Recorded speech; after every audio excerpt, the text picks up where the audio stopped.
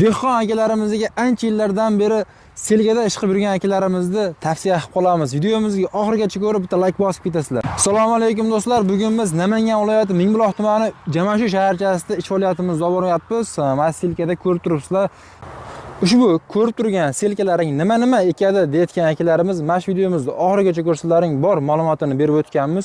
Bu selkamiz hozirgi paytda nima ekiladi va qanchadan ekilyapti? Hozirgi paytda dehqon akalarimizga Xitoy urug' 52 dan chigit ekib boryapmiz.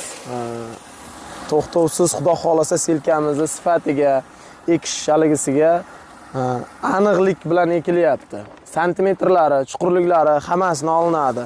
Bu bitta chigit ekilmaydi.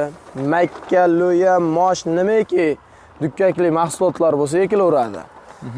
Selka xizmatiga kimga kerak bo'lsa, telefon nomerlarini yozib qo'ysak, telefon qilishaveradi.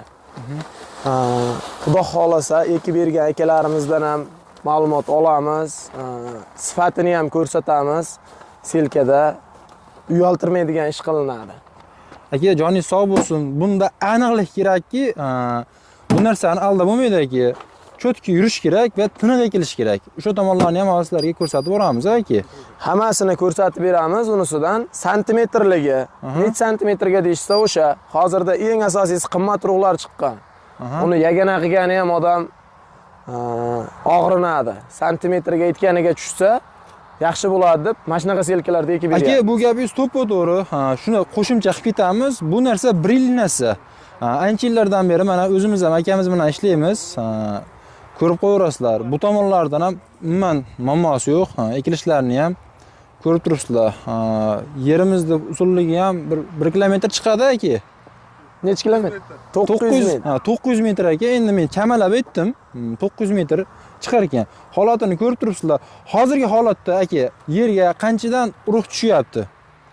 Hozirgi holatda mana shu holatida urug'imiz Xitoy urug' 52si santimetrini 7 santimetrga qo'yib ektiryapti dehqon akamiz. Men yagona qilmayman deyishdi. Yerda namligini hisobga olgan holatda 4 santimetr chuqurlikda ekib borilyapti. 4 santimetr nam yaxshi. Chuqurligi 4 santimetr, chigitda orasi, urug' bilan urug'da orasi 7 santimetr. Aniq chiqadi hammasi. Bo'ldi. Akamiz telefon nomerlari yozilgan. Shu bo'yicha ma'lumot kerak bo'lsa, bemalol akamizga telefon qilib olishlaring mumkin. Aka, siz ish faoliyatingiz qayerlargacha borib ish qilib beraverasiz dehqon akalarimizga? Xudo xolasa, vaqtimiz yetadigan bo'lsa, bizni bo'sh vaqtimiz bo'ladigan bo'lsa, O'zbekiston bo'ylab xizmatimiz bor. Endi biz maqtanib Qirg'iziston, Qozog'iston demaymiz. O'zbekiston bo'ylab Qoraqalpog'istongacha borib ekib beramiz. Bitta paxta emas, bug'doydan keyingi ikkinchi takroriy ekinlar bo'ladi. Asosan mosh, makkalar. Ularni ham aniqlik bilan ekib berishga Xudo xolasa to'rtinchimiz sog' bo'lib tursa ekib beramiz. Aka, bo'ldi. Sizni ishingiz ko'p bo'ladigan bo'lsa, yana xuddi mana shunaqa selkalarimizdan bor. Bor, bitta emas bundan 3 ta o'zimizda. Hammamiz bitta sherik bo'lib ishlaymiz. Endi qaysi biri bo'shasa, o'shasi borib ekadi. Bir dona selkaga qarab qolingan yo'q. Lekin hozirda ham uchalasi ishlayapti. Bu selkani bu gapni aytishimning sababiki, dehqonlarimiz kutib qolmaydi aka, xudo xolasa. Xudo xolasa kuttirmaymiz. Yerini namligi qochib ketmasligi uchun bitta o'zimiz ishlamaymiz bunda. Bo'ldi. 3 kishi bitta bo'lib, 3 ta selka bitta bo'lib ishlanadi. Unda ham bir yerga borib tushib olmaydi. Bo'lib tushiriladi. Eshitdilaring akalar, 3 ta selkalari bor. O'zimiz ham shu selkaning ichida yuribmiz. Ko'rib qo'rasizlar. Xudo xolasa endi traktorlarga chiqib sizlarga qanday ekilyapti, qanaqa holatlarda bo'lyapti, ularni ham ko'rsatib o'tamiz. Videomizga bittadan like bosib qo'yasizlar, obuna bo'lmagan bo'lsalaring obuna bo'lib qo'yasizlaring. Sizlarga foydali bo'lgan videolar birinchi bo'lib yetib boradi. Qobiluzning obunachilari sizlarga yangilik qilishda davom etamiz. Mosh o'rganimizda tomosha qilib boradigan obunachi akalarimiz bor edi. Yangilar bo'lsa, eski videolarni ham bir ko'rib olasizlar.